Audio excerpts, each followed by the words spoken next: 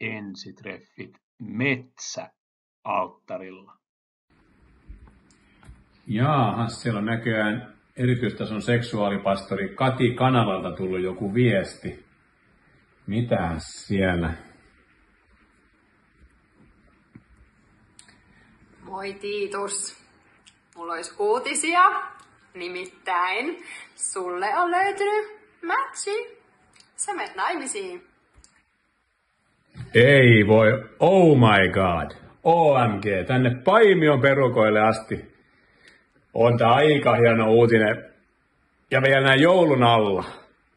Täytyy varmaan alkaa kirjoittaa sitten kirjettä vaimolle tai tulevalle toivena, että olisiko sopusuhtainen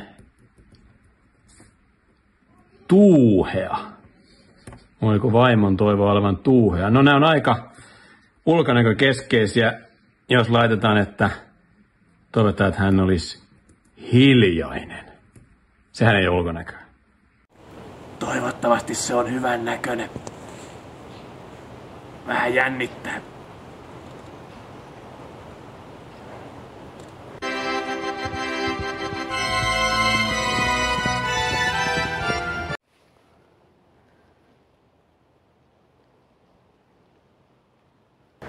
Tahdotko sinä, Tiitus Kalervo,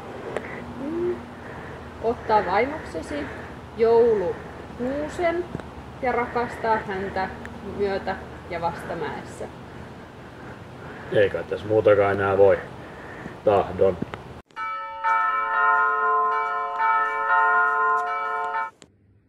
No niin, sitä ollaan häämatkalla.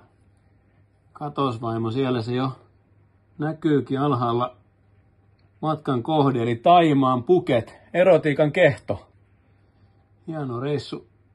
Harmi, että tuli tuo lentäjien lakko, kun jouduttiin tulee tänne, kun Finnair-koneet on niin Bossin koneella. En mä tiennytkään, että nekin tekee, mutta se kova firma. Ai, kyllä. Ulkomaat on aina ulkomaat.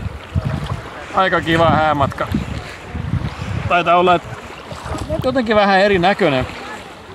On laistunut, tai ainakin ehkä aurinkorasvaa voisi laittaa, että vähän oot kyllä palannut. Ei se mitään, eikö vähän pussailla? Niin... Sorry sir, no making out on the beach. Oh, we are from Sweden.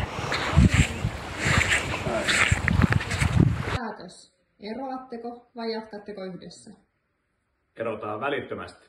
Heti alki koitti, hän oli erittäin piikikäs. Nyt mä oon nostanut prätkän, mä olen sinkku ja ratsastan auringonlaskuun.